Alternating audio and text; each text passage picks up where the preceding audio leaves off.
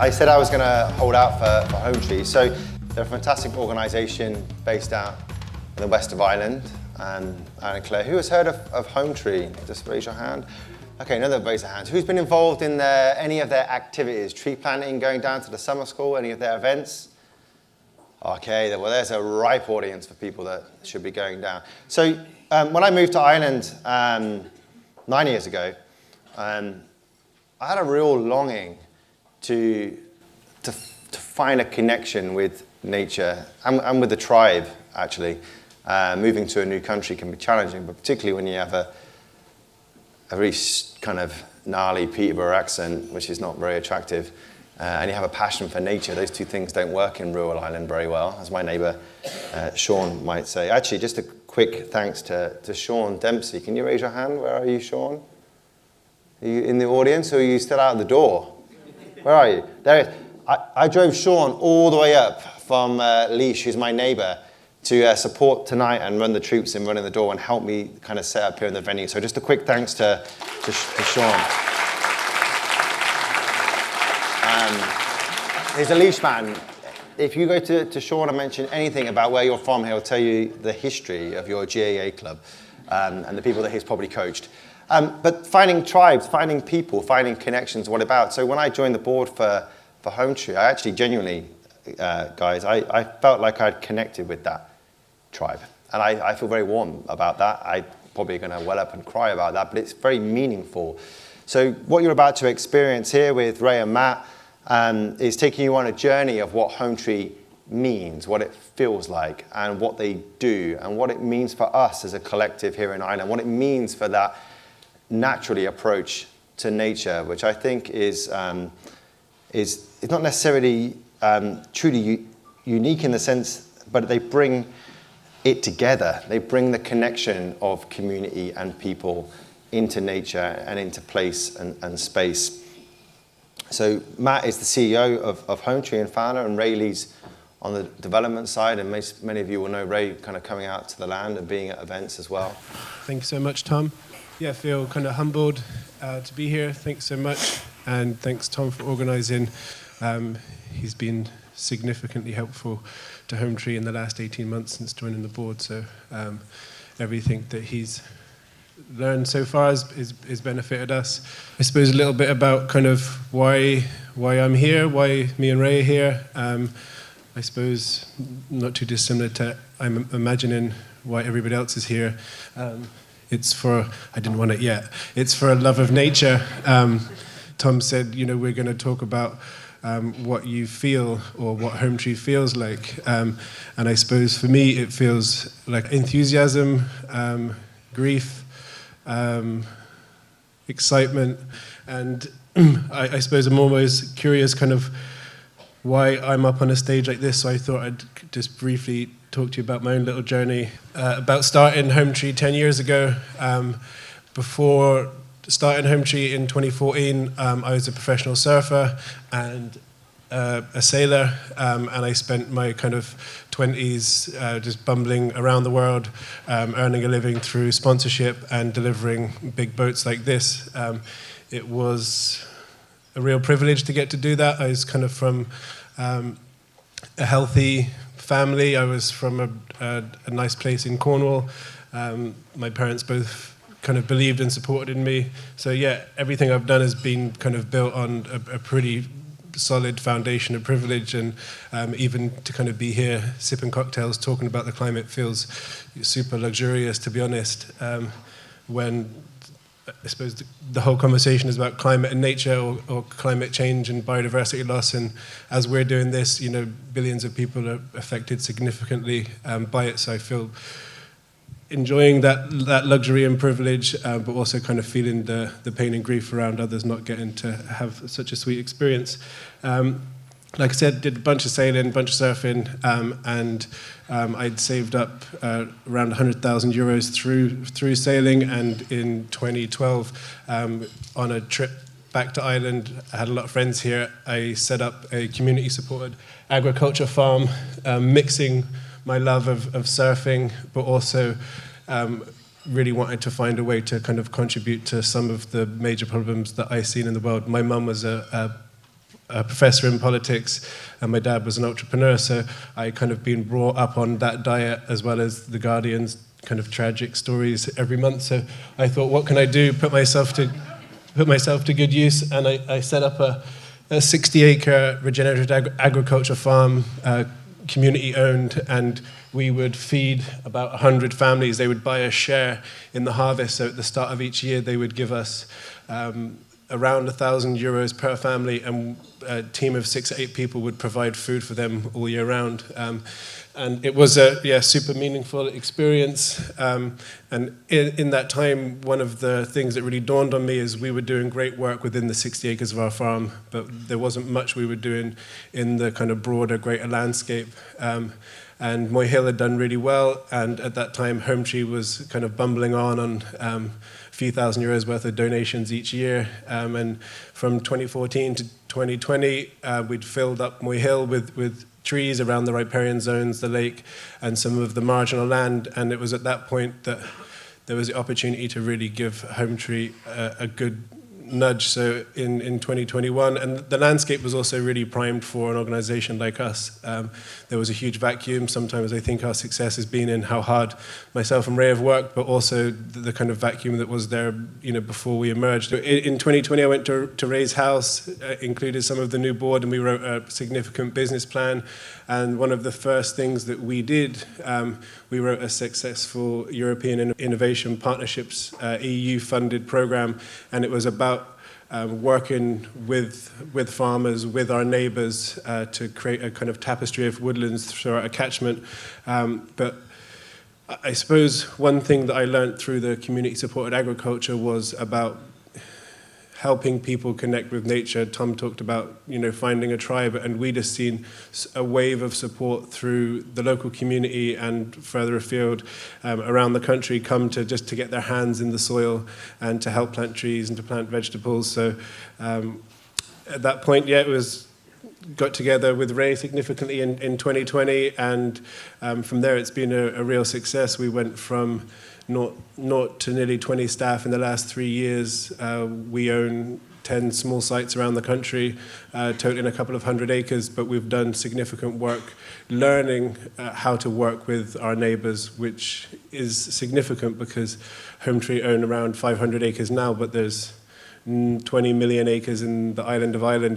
We're never going to have a significant impact unless we learn to work together. So I think they're my 5. I'm going to pass over to Ray, and you'll come back to me at the end. Yeah, thanks, Emil. Can I have that clicker? Thanks, Emil. It's nice the way things come together. When I put up this slide, which some of the older people in the room will be familiar with, I didn't know actually Heather and Paddy, who work on a program actually Hometree run called the Enchanacus, the spirit of which is about going out and asking communities about their future rather than telling them about their future. I didn't know that it was going to be so heavily featured on curlew, which is this lovely bird on the left. And actually, one of the most fascinating and also depressing things I've heard was when this picture of Packy Bonner was taken. I was 8 years old. There was I heard this story actually, by the way, of the man who was speaking in that video, of his son, who's also a great advocate and protector of the curlew and nature in Ireland, Barry O'Donoghue from Lyre Crumpon in Kerry. But he told me this story that at the time this photo was taken, there was 3,000 pairs of curlew in Ireland. And for those of you in the audience who know a little bit about nature, there's less than 100 pairs today. And that's an ecological heartbeat. That's a split second in time that we've lost this precious bird. And I probably left that slide in there to kind of have an impact at the start of this talk, that things are, we're in trouble when it comes to nature. And I suppose that's the thing myself and Matt and our organisation, in tandem with all the other organisations and government departments and farmers in Ireland, are here to address. I think we need to acknowledge our vast and sometimes devastating power as humans. This is a scene, it's near the Mam Valley, and you see this is a blanket bog that we've in the foreground. We're harvesting for peat, and The mid-ground we've planted spruce on, which never really grew, and in the background is grazed 365 days of the year in a way that kind of inhibits its full potential from a biodiversity point of view. There was a great phrase, I really should quote the author, but it really came to mind when looking at a picture like this, and it's that we have Paleolithic emotions, medieval institutions, and godlike technologies. We can radically change the earth that we live on, and we have done so, sometimes to the benefit of ourselves, there's 8 billion of us here, or maybe more, but often to the detriment of nature. I suppose we're interested in woodlands and their associated habitats. When I say we, I'm talking about Hometree. When we think about forests in Ireland, these are the forests we're familiar with. We've about 12% of the country covered in forest, but about 70% of that is exotic conifers or non-native forests. I don't want to overly criticize them. They're there to perform a role. They produce timber. But that's what we've got. Our actual native woodlands have really been really only cling on on lake islands like this one, in Ivrock in South Kerry. I think I have a few other images of where our native woodlands can be found. This is Doolin in West Clare, and you see this drainage crack in the landscape, and just where the soil is, or where the topography is a little bit too difficult to farm, that's where the woods lives. You know, this isn't always the case, but generally our woods are the remaining woods, which are just 1% of the landscape, cling on in spaces we just couldn't use for anything else. This is hopefully this plays. PowerPoint videos almost never play, but this is another example of the precarious situation of our woodlands. It's South Kerry.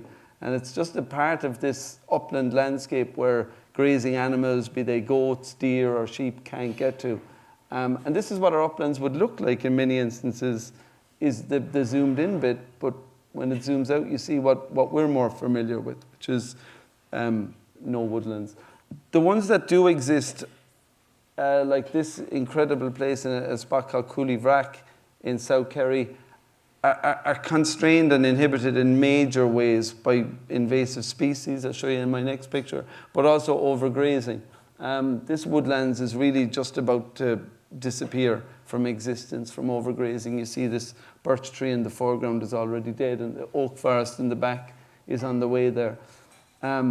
This woodlands is that kind of lighter green is Rhododendron ponticum, which is a serious invasive species. So yeah, our woodlands there are existing ones, which remember are just 1% of our landscape, are in really major trouble.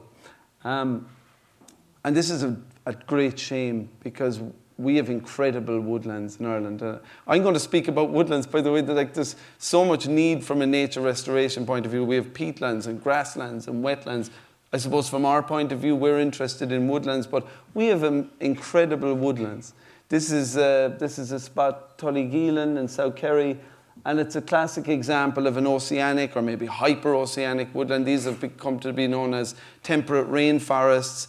And you see, I think I put some slides in of why they're so special. It's not, the diversity doesn't exist necessarily in the trees. There might be only 10 species of tree in these woodlands, but it's what lives facilitated by the high levels of moisture or precipitation on the trees is what makes them unique. These are lichens and ferns, epiphytes, bryophytes, mosses, all sorts of incredible species live in these trees, and they're in trouble. This is a hazel woods in the burn, and you see again the incredible diversity on the trees.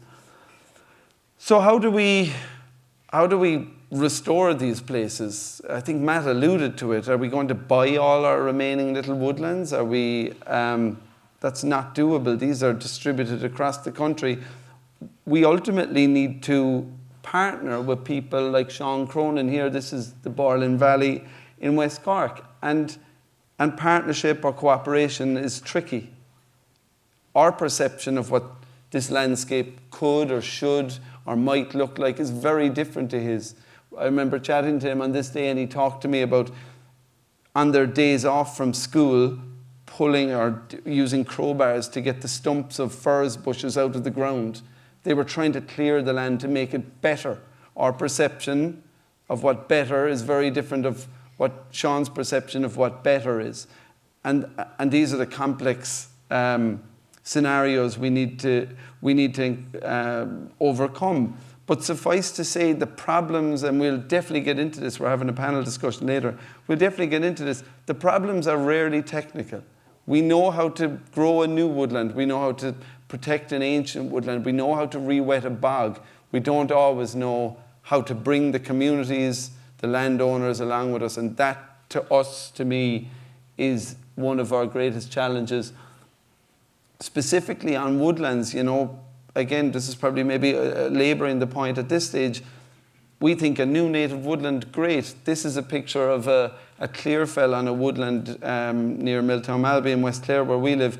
This land has been planted for 30 years and clearfelled, but locally that was described as being talked about in hushed tones, like a death in the community when that farm went into a woodland.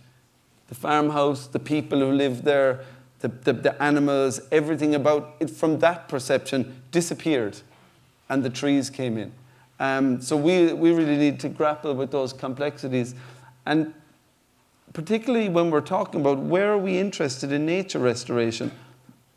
This map of the west of Ireland here talks about the shaded in areas are land designations. This is where the state or the EU has said these are our most important ecological landscapes, be it for bogs, woodlands, whatever it might be. The one on the left is about rural depopulation. We think that's consigned to the past.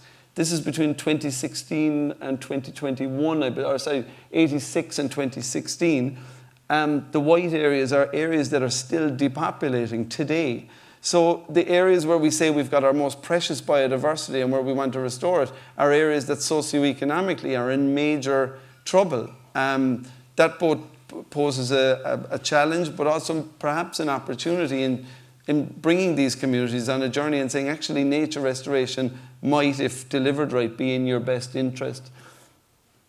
We'll get into it later, but what does it look like if we don't convince them of this? This is an aerial shot of a landscape near Kilgarvan in Kerry. You see one field left being farmed and the rest of the landscape has been abandoned. That's what we face. Abandonment isn't a dream, a rewilder's dream where all nature's going to flood back in. Sure, this might be willow trees, it might well be rhododendron, it might well be owned by an investment company. Maybe I'll hand back to Matt on this point. We don't only stand to lose from an ecological point of view. This picture I showed you already, I remember standing at the base of this hill with the farmer, and he looked up and he said, "That's Deacher, that's the name of that valley."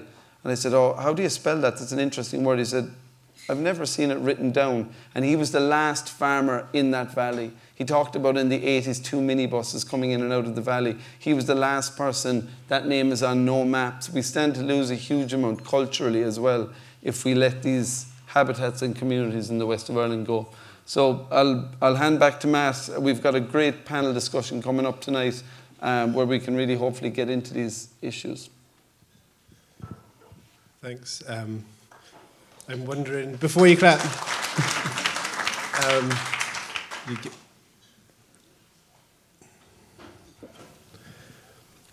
I'm curious if you could bear with me and just maybe close your eyes. We try that? You too, Ray? Me too? Scary, but let's do it for 1 minute. And I'm curious about kind of how hopeful you feel after listening to Ray. Just bear with that for 5 seconds.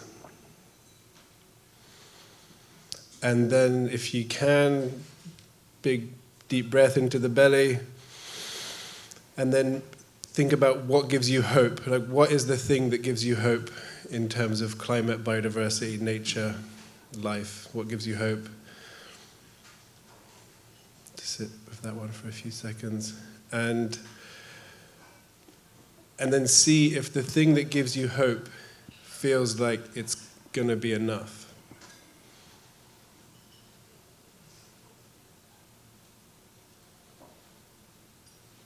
You can open your eyes again. Thanks for doing that with me. And I think that I'm really not a doom and gloom kind of guy. I'm actually kind of fun most of the time. But it's really about that perception piece that we were talking about before, or that was in the video. It's, we definitely aren't doing enough.